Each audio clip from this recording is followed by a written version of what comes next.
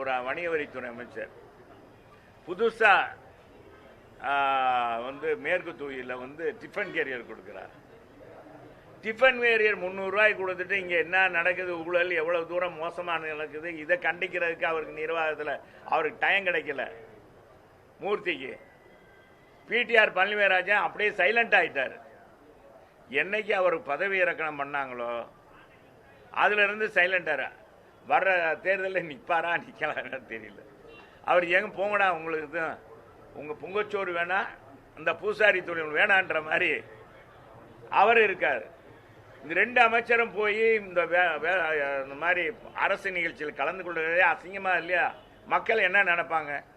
இப்போ பொதுவாக tiffin carrier வாங்கிட்டு போகிறோம், இவெல்லாம் ஒரு அமைச்சர் இது ஒரு டிஃபன் கேரியர் கொடுத்துட்டாயா?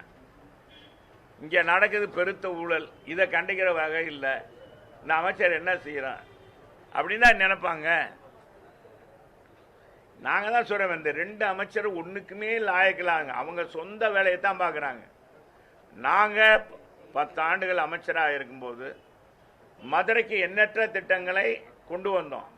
புரட்சி தலைவி அம்மாவிட்டம் கேட்டு, புரட்சி தமிழர் எடப்பாடியாரிடம் கேட்டு கொண்டு வந்ததன் அடிப்படையில் தான் இன்னைக்கு மதுரையாக இருக்குது.